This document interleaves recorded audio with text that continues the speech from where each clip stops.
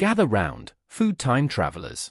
We're venturing back to a decade of bold patterns, dubious fashion, and breakfast tables filled with items that have since vanished into history. The 1970s British breakfast was a unique affair, a post-war world colliding with new technology, and today we're resurrecting 9 forgotten staples. If you remember any of these, you are a true culinary historian, so make sure you're subscribed for more delicious memories. Grilled grapefruit. Before the avocado toast era, there was the grilled grapefruit, a peculiar start to the day that promised sophistication but often delivered perplexing bitterness. The ritual was simple: halve a grapefruit, loosen the segments with a serrated knife, and generously sprinkle with demerara sugar. Under the fierce heat of the grill, the sugar would caramelize into a brittle, bubbling crust, attempting to mask the fruit's sharp tang. This was the Dieter's paradox, a dish that felt simultaneously virtuous and indulgent, served in a little Pyrex dish that would retain searing heat for a solid 20 minutes, threatening to burn fingers and tongues. It represented a certain middle-class aspiration for continental flair, a nod to the American grapefruit diet craze, but ultimately, it was a war of flavors on the breakfast plate. The decline of the grilled grapefruit was swift as palates changed, the arrival of sweeter, ready-to-eat breakfast options and the simple fact that many found it an unnecessarily complicated and sour way to begin the morning consigned it to the history books, a relic of a time when breakfast was as much about presentation as it was about nutrition. Prunes in syrup. Number 1970s breakfast sideboard was complete without a small, ornate dish holding prunes stewed in syrup, a glistening, dark testament to the era's preoccupation with regularity. This was not a food of pleasure, but one of purpose, a medicinal offering disguised as a fruit course. The prunes would be steeped overnight in a weak tea or water with a hefty amount of sugar or golden syrup, transforming them into slippery, sweet, and deeply fibrous morsels. They were the ultimate functional food, a natural remedy promoted by doctors and grandmothers alike to keep the nation's digestive systems in smooth working order. Their presence on the table was a quiet, slightly embarrassing acknowledgement of bodily functions, a necessary evil that came with a side of societal shame. The rise of high-fiber cereals like All Bran and the broader shift towards more holistic and less overtly medicinal health foods saw the dedicated prune dish disappear from the morning routine. While the fruit itself remains, its position as a designated breakfast item, stewed and ready by the cornflakes, has utterly vanished, a casualty of changing attitudes and a desire for breakfast to be purely about taste and instant energy, not internal plumbing. Tinned bacon grill. In the pantheon of processed meats, tinned bacon grill, or its close relatives tinned chopped pork and ham, reigned supreme in the 1970s larder. This was a block of compressed, pre-cooked pork, smoker-flavored and suspended in its own jelly, designed to be sliced and fried until the edges crisped and the central fat rendered. For families on a budget, it was a miracle of food technology, a can that could sit in the cupboard for months, ready to provide a cheap, protein-rich, and intensely salty facsimile of a proper fried breakfast. Its unique texture, neither bacon nor sausage, but something entirely its own, was a familiar feature on plates next to fried eggs and baked beans. It was a product of its time, born from post-war rationing and a burgeoning trust in tinned goods, offering consistency and longevity above all else. However, as the 1980s dawned and concerns over processed foods, artificial preservatives, and salt content grew, the appeal of this mysterious pink loaf waned.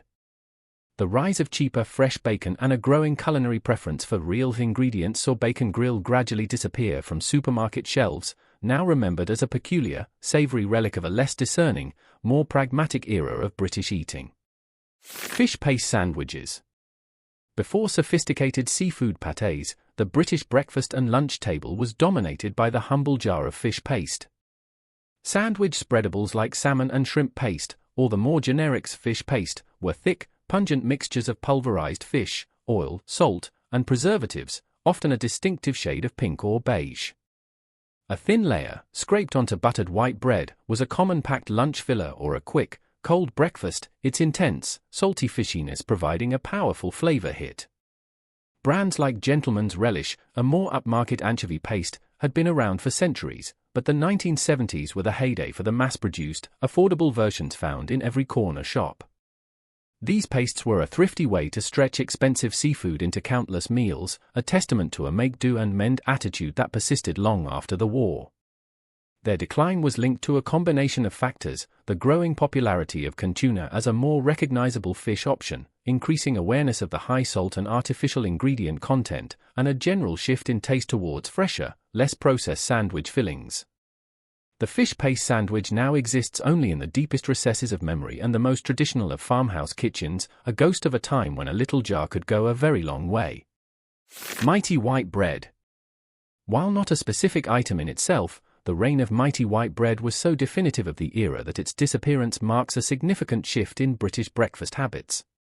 Launched in the mid-1970s, this was the whitest, fluffiest, and most resilient white bread ever created, a marvel of industrial baking that promised mighty freshness for mighty long. Its cotton-wool soft texture and sweet taste made it the ultimate vehicle for jam, paste, or a fried egg, and it was marketed heavily towards families with children. For a generation, the sight of the bright blue and white polka-dotted packet on the kitchen counter was the very definition of bread. However, Mighty White became the poster child for everything wrong with mass-produced, Chorleywood processed bread. As the 1980s progressed, nutritional advice began to strongly favor wholemeal and brown breads for their fiber content, and Mighty White was increasingly derided as nutritionally void of balloon bread. The brand struggled to shake its unhealthy image and was eventually discontinued, its demise signaling the end of an era where pure whiteness and shelf life were the ultimate selling points, paving the way for the seeded, grainy loaves that dominate today's supermarket aisles. Ready Brek. Now, you might say, Ready Brek still exists. And you'd be right. But the 1970s version of Ready Brek was a different cultural beast altogether, immortalized by one of the most iconic advertising campaigns in British history. The ads depicted children glowing with a magical, orange halo as they walked to school, protected from the winter cold by the central heating provided by the smooth, hot oat cereal. This marketing masterstroke convinced a nation of parents that this porridge-like substance was an essential shield against the elements. Unlike lumpy traditional porridge, Ready Brek was milled into a fine powder that created a creamy, uniform gloop, a texture that was its main selling point. It was a staple of cold mornings, served often with a spoonful of sugar or golden syrup stirred in. While the product remains, its cultural footprint has shrunk dramatically. The famous, glowing adverts are a thing of the past, and the cereal now competes in a much broader market of instant oats and porridge pots.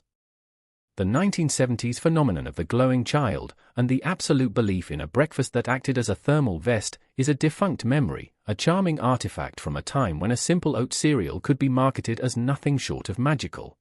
Spam fritters. While spam itself persists, the spam fritter as a common breakfast item has largely faded from view. In the 1970s, it was a staple of school dinners, works canteens, and the humble cafe, a solid, economical way to start the day with a fried protein. A thick slice of the tin pork product was encased in a thick, savory batter and deep-fried until golden brown, resulting in a hot, crispy exterior giving way to a soft, salty, and slightly gelatinous interior. Served with a fried egg and a pile of chips or baked beans, it was a hearty, if not particularly refined, plate of food that offered immense satisfaction for a low cost. It was a working-class hero, a product of an era where frying was a default cooking method and concerns about health were secondary to filling bellies cheaply. The decline of the spam fritter can be attributed to the same health-conscious trends that doomed other fried classics, alongside a greater awareness of processed meats. While it can still be found in some traditional chip shops and pubs, its status as a widespread breakfast item has vanished, a victim of a more globally aware and health-conscious British palate that now looks askance at such a boldly processed and deep-fried start to the day. Potato farls. A staple in Northern Ireland and parts of Scotland, the potato farl had a moment of broader UK popularity in the 1970s, often appearing as part of a Ulster fry. These simple, griddled breads were made from mashed potato, flour, baking soda, and buttermilk, rolled into a circle and cut into quarters, that farls, before being cooked on a hot, dry griddle. Their soft, slightly dense texture and subtle, savory flavor made them the perfect vehicle for soaking up egg yolk, beans, or the juices from a sausage. They represented thrift and ingenuity, a way to use up leftover mashed potatoes from the previous night's dinner, transforming them into a delicious and filling breakfast component. However, as the full British fry-up became more standardized around a core set of items, bacon, eggs, sausage, beans, toast, tomato, and mushroom. The more regional specialities like potato farls, along with soda bread and black pudding, were often pushed to the periphery outside their heartlands. While still beloved and available in their regions of origin, their widespread presence on breakfast plates across the whole of Britain in the 1970s has diminished, a casualty of the homogenization of the Great British breakfast. Savoury mince on toast.